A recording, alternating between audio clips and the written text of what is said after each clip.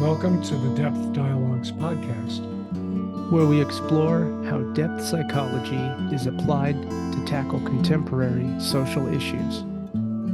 I'm Kirk Schneider. And I'm Tyler Gamlin. Okay, welcome back, everyone. On this episode of the Depth Dialogues, we are pleased to welcome Marla Estes, the dedicated educator and visionary behind Building Bridgers. With a wealth of experience spanning 15 years, Marla has been instrumental in guiding individuals and communities through challenging conversations and relationships. Grounded in psychology, her work revolves around depolarizing our inner world to foster better engagement with the world around us. Through workshops, discussion series, and her role as the Jackson County Coordinator for Urban-Rural Action, Marla is leading the charge in bridging societal divides. By advocating for self-awareness and confronting our own biases, Marla firmly believes in the potential to cultivate healthier, more connected communities. It's an honor to have you with us, Marla, on the Depth Dialogues podcast. Thank you so much, Tyler and Kirk. Well, thank you so much, Marla. And it's terrific to see you again. I know it's been a few years, as we mentioned earlier. And I'm very energized by the work that you continue to deepen and expand. And I'm very curious to hear more about the context for your work. If you could share with us some about, what is the background that brought you to this building bridgers, Yeah. and having a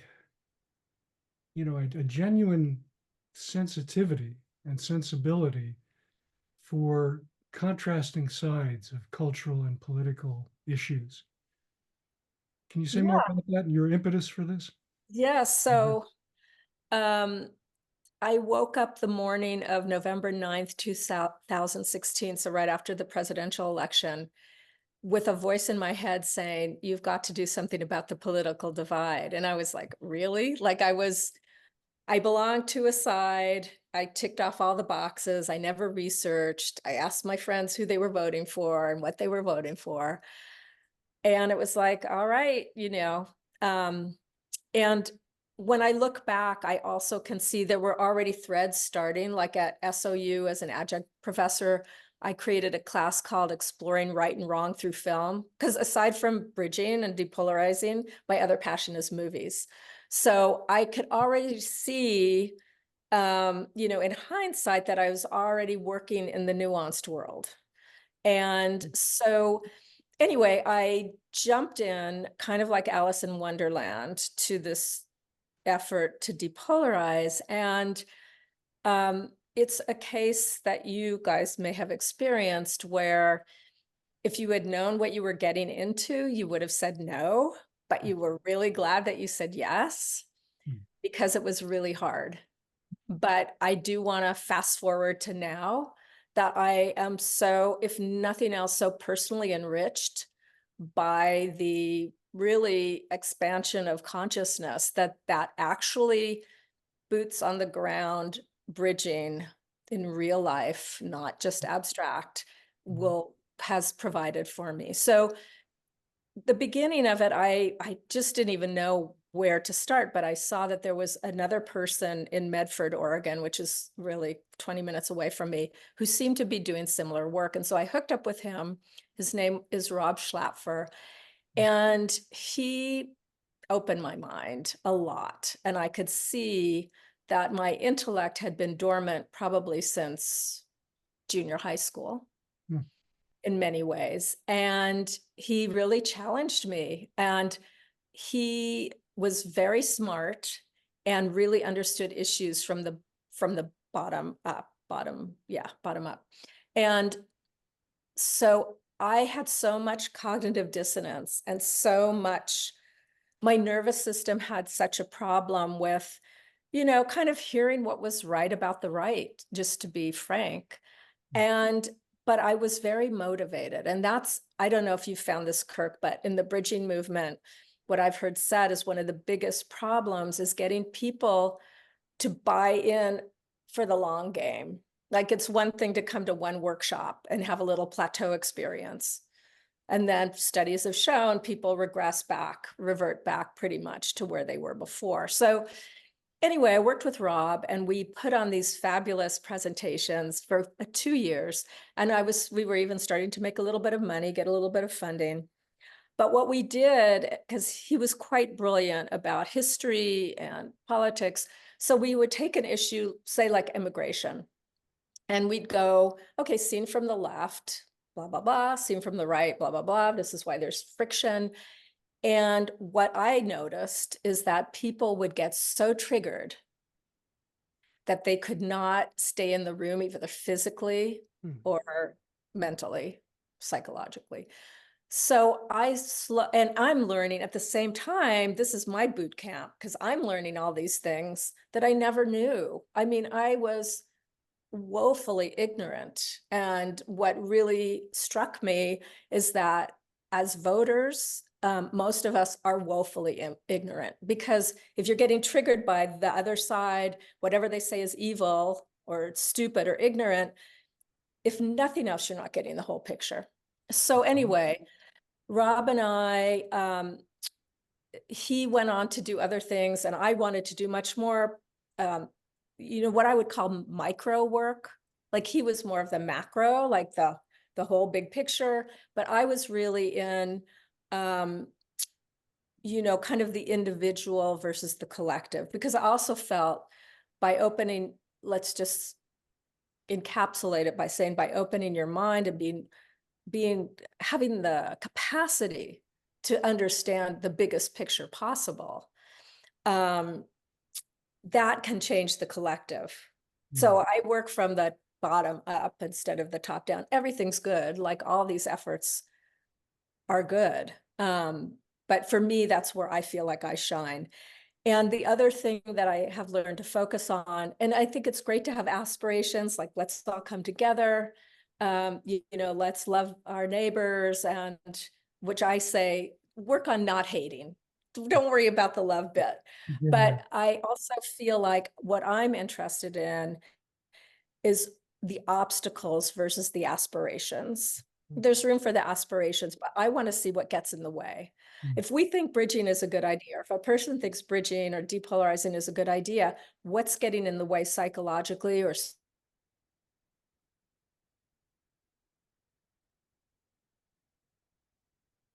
Oh, we have a freeze. where it was really all inner work. So I start my fundamental classes cultivating humility and making not knowing a virtue almost, how to be comfortable. And what people report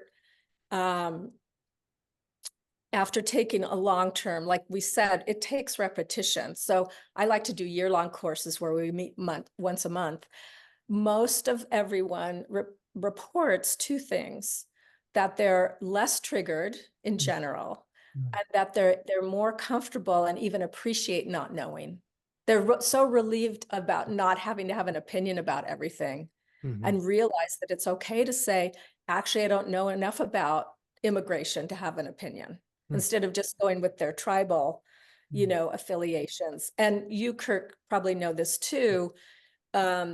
What I've read in studies and such in the bridging movement, that most people feel like a really root cause is the us versus them. That is wired. Like, all this stuff, all this personal work, we're actually swimming upstream. We're going against our biology to rewire our nervous systems. I mean, that's what it takes. Kirk, you refer to this as being primal too, yeah? Yeah, well, I was going to ask Marla more about that. Yeah. I see the roots as being extremely primal, and actually going back to our drama of birth, if you will, that Right. we don't handle very well in this culture and cultures like ours, because we don't address our inner lives nearly as well as we address our outer and technical lives, if you will, or functional lives. And I wondered if you had more thoughts about what is that core? Is it just hardwiring and physiological? Is it evolutionary? Uh, or is it also psychological and psychospiritual? I think all of the above. But I think the part that the unconscious part of that all these things are driven by survival at some level. And when the news and politicians ratchet everything up and talk in terms of the other side being an existential threat, to the extent that we, don't know ourselves and don't understand the human operating system, then we're hijacked by our nervous systems. And this does not mean kumbaya, ostrich. It means being able to be aware of what's happening. And it's an we've always had this, right? These existential places where we know we're going to die. We're wired to try to survive. But how do you have peace of mind knowing all that? And I think your consciousness has to get really big to be able to hold all of that. Yeah. Yeah. And I guess I would add that we are either blessed or cursed with being symbolic creatures.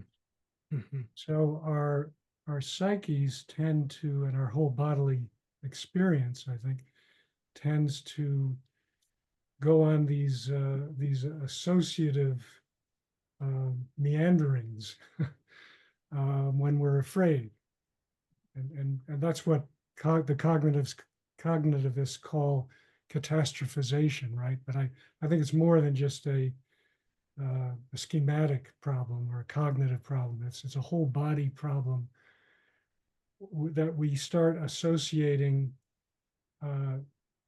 more and more intense nightmare scenarios about that which is other and different and unknown. And I think this takes us into the what might be called the transpersonal realm as well. Our primal relation to existence, to the cosmic, that we don't have many good rituals or support systems for people to learn to work with and coexist with. The primal terror of the unknown. Right. And I also think in terms of spirituality or even religion, like so many of them, I don't want to say all because I'm not sure that's true, but so many of those traditions have something about we are all one, love thy neighbor, all that's the golden rule.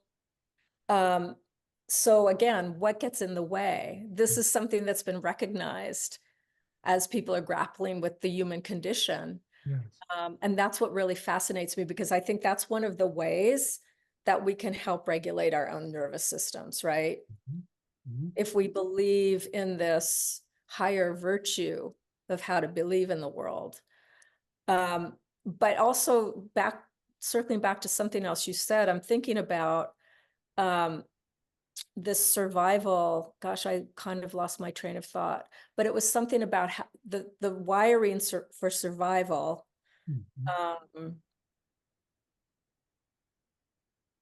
Sorry, I lost it. Was it related to the symbolic or? I don't know.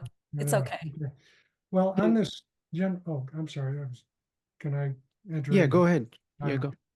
Just on this general point, I know that you are significantly involved in the Diamond Heart movement. Oh yeah, I am. And so I'm wondering, do you bring some of that background to bear in your bridge builder work?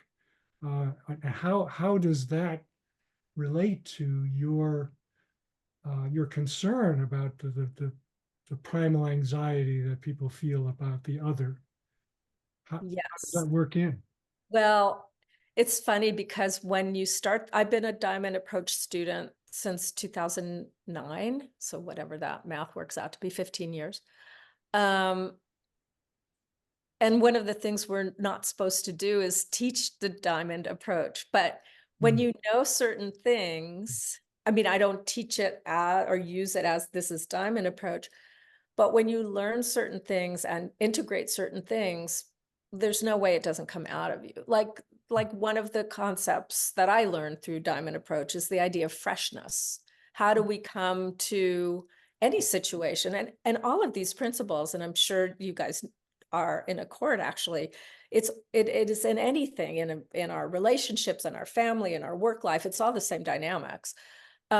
So this idea of grappling with our priors and our filters so that we can see, in our case, the political landscape with as few filters as possible, with the freshest eyes possible, which doesn't mean negating what you know. It's this odd sweet spot, right? It's not blank, but it's holding things in this really, I want to use the word perfect, but I don't like that word, perspective, you know?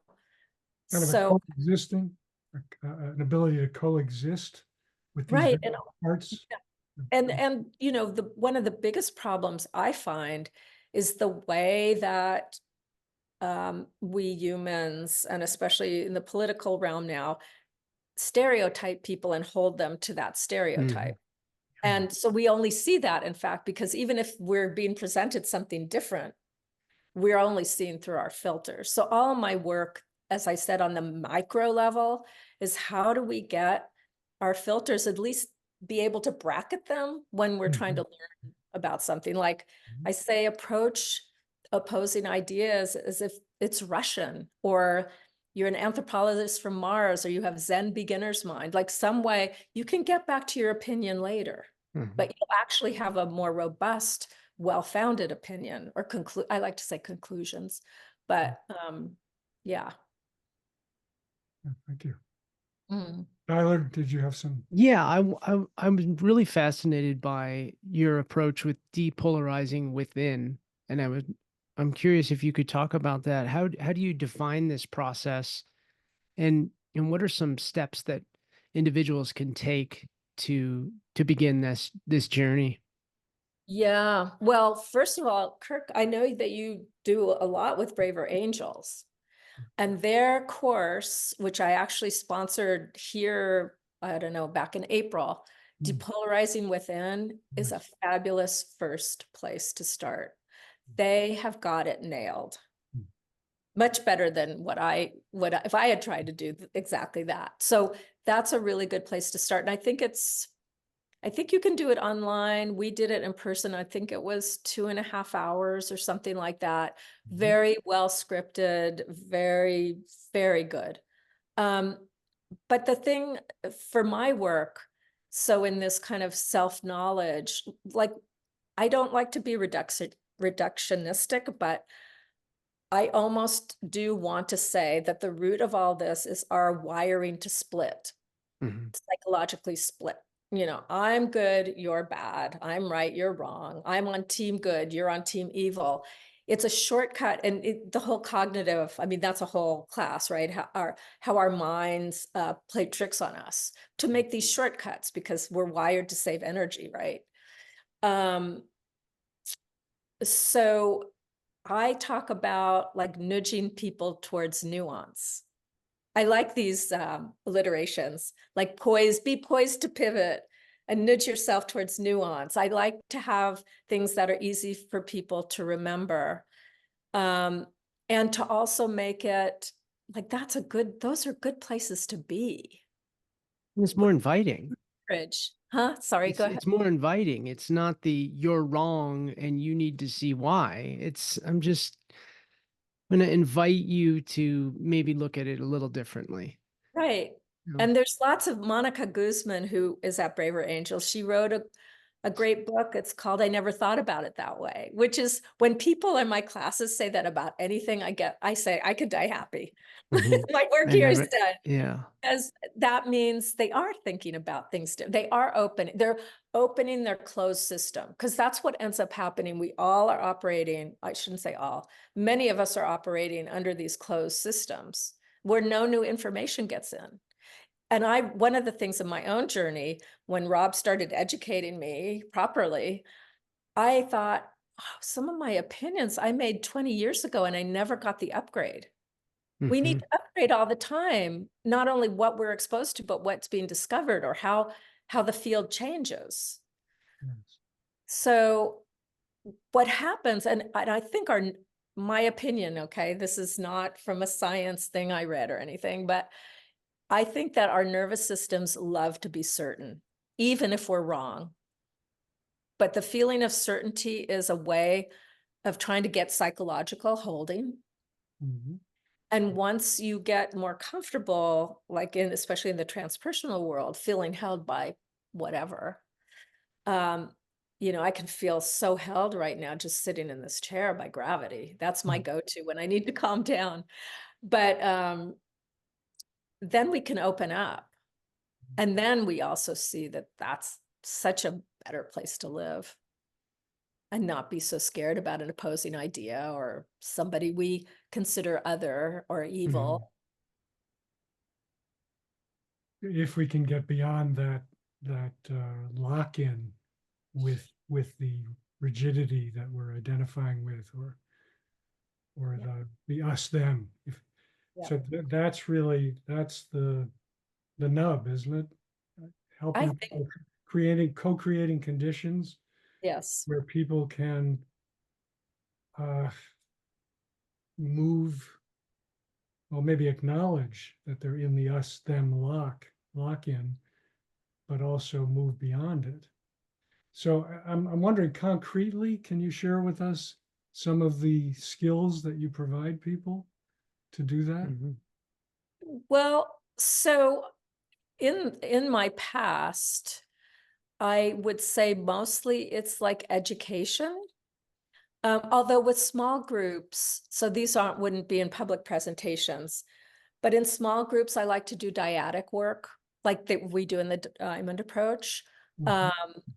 which I think I read a little bit about your work, Kurt. So I know you do this too. And so I do that. I don't teach communication skill building. There's lots of people who do that really well, and I'm not one of those people. Uh-huh. But I know Braver Angels does that really well, for example. Yes. What I Nonviolent communication. Yeah, and but in my job for urban rural action, which I started in September, and it goes through November. It's project based. They teach, and I'm learning uh, communication skills, but also problem solving skills together.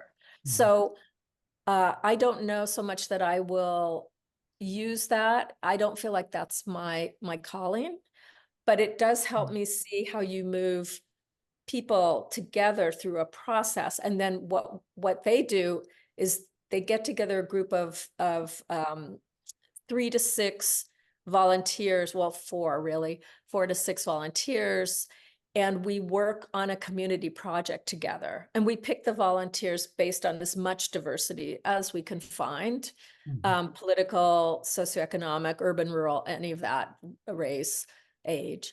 And so and I know you know this, the whole theory about not only contact theory, being in contact with other in a non-politicized way, but also working on projects that everyone has juice for together. So I'm also seeing, so I'd never done that before. I'm learning too, but I'm seeing how just focusing on a project that everybody thinks is a good thing, they have juice for, is a way of building bridges. And I know what everyone's political thing is, but they don't know. I mean, not because it's a secret, but we don't announce it. And if it comes up, it comes up. But I can see how people, they may think they have differences, but when it gets down to it, our team is really good. We're actually helping Butte Falls, which you might know of, Tyler. It's about an hour and a quarter from Ashland, very, very rural. I think 5 years ago, it was considered the poorest town in Oregon. I don't know if it's kept that, but it's actually very poor. So we are working together for them to revive their community gardens. And now Red Cross is getting involved, and maybe they're going to help do a canning kitchen. So what's really fun for me and new is that, oh my God, this is really getting something done. Because really that's the point, right? How do we move away from the gridlock, which Yeah. we're having politically every 4 or 8 years? Yeah. Terrible.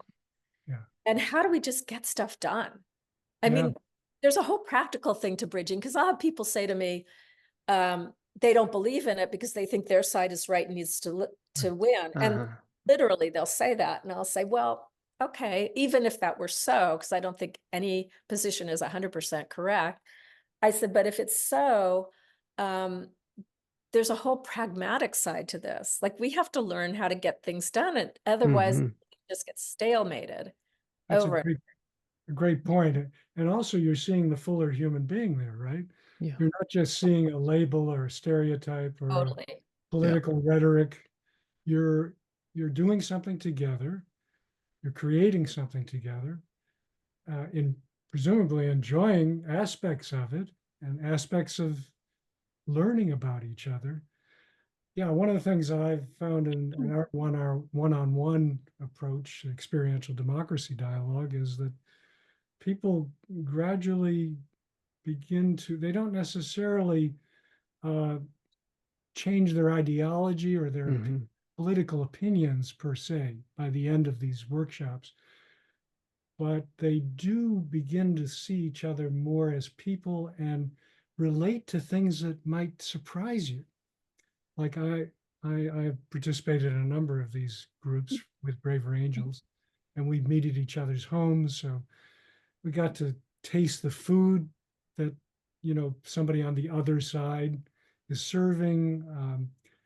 We might really like something, and that becomes a point of some conversation. Yeah. We hear something about, just incidentally, again, about their background. Like I heard about a couple of guys, one who was extremely hard right, and I'm more leaning left, and didn't think we had much in common at all. And then I find out his dad used to take him to football games in my hometown of Cleveland. He's about the same age too, and we remember the cigar smoke and the transistor radios in the background, and it brought back very warm feelings. By the end, I could kind of see that being friends in some way or toward this person, and I think that's a great accomplishment in itself. If you can just get past, the violence that we feel toward one another. Again, the primal aspect, or the verbal flame throwing that happens quickly. Yeah. Anyway, just resonating with what you're saying. Marla, it makes me think about what you said earlier with the commonality with we are all one. That's as if you agree with my perspective, though, right? It's always we are one if you're in my camp. Right. Yeah. Otherwise, you're the enemy. Inclusive, except for if you don't believe like I do. Yeah. Classic fascism. Yeah. Well, but they heard about the horseshoe theory, that both sides meet around the back and become more similar, more fascistic. I mean, any ideology can become fascistic. Yeah, and I'm thinking about this idea of changing minds, because it isn't about changing minds, but sometimes the changing minds happens. And I know my mind has changed on everything that I thought, whatever, I started this 7 years ago. And Malcolm Gladwell has a really good quote. I'm going to butcher it, but it's something like, he says, if I'm not changing my mind constantly, I know I'm not thinking. Because, sorry, go ahead. I was just going to say that can be scary for people, because there's not this sense of being centered somewhere in the security of, this is my position and it's safe. Right. And I'm with a tribe that believes the same thing. Yes. Yeah. Totally. Exactly. Well, the way that I navigated that early on, and I still use this, is I developed what I call working hypotheses. So this is as far as I know right now, this is what I think about X. Mm-hmm. But again, like that poised to pivot, like I'm not, I guess we could say I hold it lightly. And it doesn't mean I'm wishy-washy, but I don't even like, I've been accused of being wishy-washy because sometimes, I mean, sometimes I really, a lot of times I don't know enough about something to know, or it's such a, you know, if I say wicked problem, what that means, like a wicked problem, not being evil, but so complex Mm-hmm. that they're impossible to actually solve. You can just work on them. I love that. Really opened my mind. I did a learning initiative with the Kettering Institute, and I learned a lot of things. And two of my favorite ideas that really changed my world and the way I thought about things are wicked problems and unintended consequences. And also that every solution has a trade-off. Because I think, and especially in the more utopian or very rigid points of view, they think, oh, if we just do this, everything's going to be fine. Well, it's no. Most of the time, Yeah, go ahead. that's never panned out. That's never worked out. Yeah, Never worked out. It's usually whack-a-mole, right? It Yeah, looks like yes. it's solved here, and then you got a big problem over here. Yeah. But again, this whole micro position that I take, or orientation, is like, if we can work on our nervous systems and our ability to take in ideas that, if we stop being so triggered by ideas that seem like existential threats, to get back to the survival thing, we can really work on problems in a new way. Yeah. But until we do that, we're going to be too frightened. We're going to be too frightened to say yes to somebody else's idea, like, oh, that could be a good idea. And it's that dialectic, that thesis, antithesis, synthesis. You take an idea, it's opposite, you work it up together, and you come up with new solutions. That's a way to, but see, back to your question, Tyler, like, how do you depolarize? That's one of the results, but one of the also carrots. Like, don't we want to be able to think outside of the box and come up with good ideas that work together? Mm-hmm. And the tipping point doesn't have to be the majority. So that's why I think, say more about that. well, they say that, you know, the majority doesn't have to change, be the same or change in the same way for things to change. Malcolm wrote a book about this. But if there's enough people, and I think he quantified it with like 10 or 15%, that can actually tilt the thing for movement, for change. So when I get also disillusioned or thinking, oh, you know, am I making any difference? It's like, we don't know. There's a ripple effect.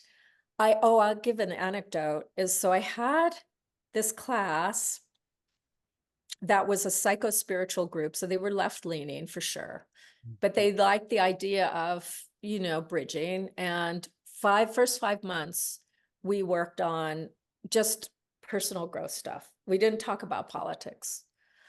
But then I said, okay, we're ready to start talking politics. So I said, I did two things. One, the first thing is I figured most people would be anti-nuclear energy. And so I gave them an article, written in first person, about this guy, Michael Schellenberger, who went from being very green to believing in nuclear and thinking that's really what we need to add to get out of the climate problem. So I had this group, they were about a dozen people. They read the article. I said, okay, sure, read for content, but mostly read for your reaction and write in the margins, or however you do this. Oh, he's full of shit. Sorry. Or like, I never thought about it that way, or, you know, all that. And some people, it was Zoom, and they got into breakout rooms, and some people actually fact checked as they were reading, which I thought was fabulous. And they found out that his facts were robust. So we did that, and I said, okay. But some people said, well, I marched against nuclear in the 60s, and, you know, that's my story and I'm sticking to it. And I thought, okay, whatever. And so the next time I said, okay, now we're going to look at why people voted for Trump, you know, because that was definitely all the group. No one in that group voted for Trump. And there was so much cognitive dissonance, I think, my interpretation, that half the people dropped out of the group. They couldn't, but I get it, because I just said, no matter where you land, it behooves us to understand why, which groups of people, and now more and more, there's different groups moving to the right. And I'm not saying it's good or bad. I think the field is just trying to adjust itself. And I think the more extreme, the more wobbliness. And if a number of us get at least more, what's the word? I don't want to say centrist or moderate, but more calm, that we don't have to go so extreme. So there's not the adjustment in the field, right? In response to the other. Yeah. And Jonathan Haidt talks about it as being escalating polarization. He says that, you know, for every action, there's an equal and opposite reaction. But these days, for every action, there's a disproportionate reaction. Absolutely. Any of us that do this work and we're interfacing with people, whether we're talking about politics or not, we're creating a more calm nervous system in the collective, is how I mean, even metaphorically.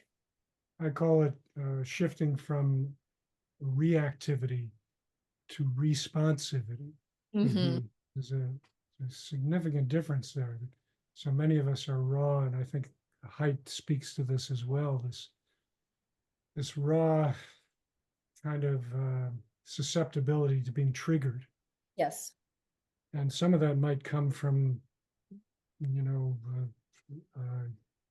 smaller attention spans, reliance on sort of machine model for living, quick fix, instant results that are all around us, and a lack of practice with skills that can help us to stay with uncomfortable feelings, ideas, and conversations. And so it feels like that's a lot of what you're building with your collaborative groups as well.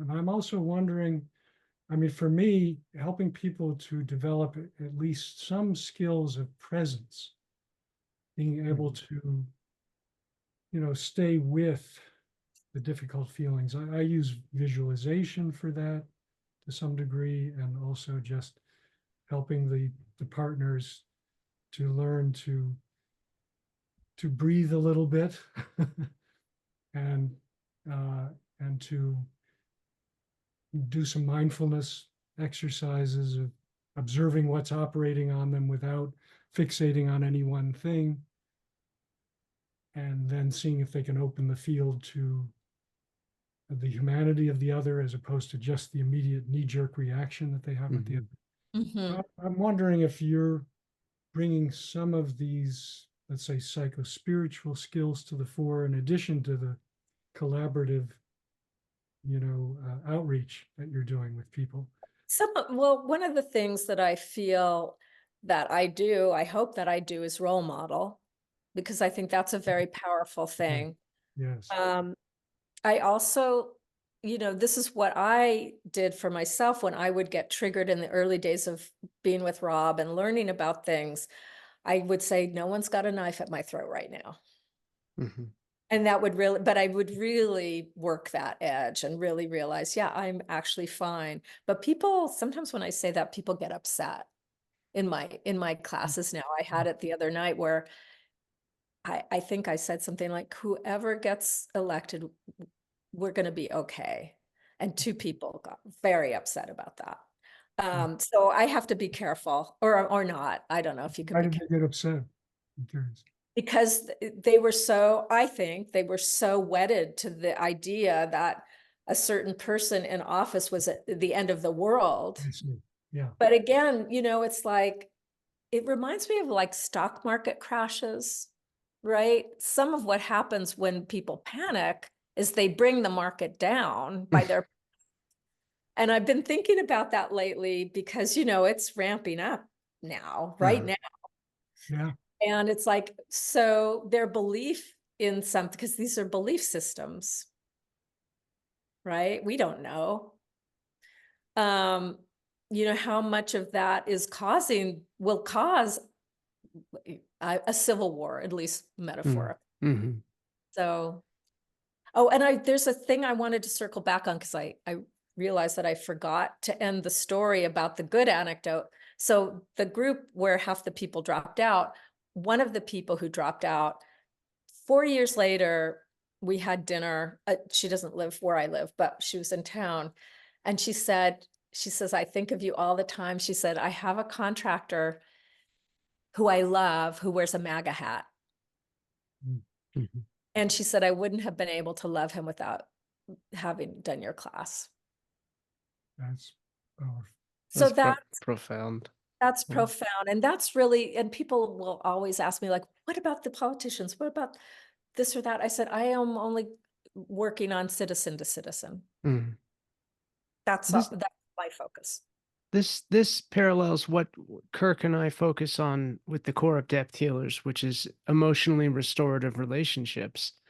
And it makes me think about this opportunity with the story you shared from your class and how the students responded. And I'm curious, what was your response? Because we have a choice in that moment to react and be, oh, don't be ridiculous. Come on, and then I'm going to show, speaking to what Kirk mentioned as well with presence, I'm going to sit with it and show the students that it's possible to sit with that discomfort and still be okay. And as you said, be a role model. And I'm wondering if you can talk a little bit about how you use that emotionally restorative relationship modeling in your work. Yeah, Just to add quickly, I'm sorry, by go ahead. emotional restorative relationship, Yeah. we mean relationships where people feel seen and heard and that get at the roots of their problem or dilemma. Mm-hmm. If that makes sense.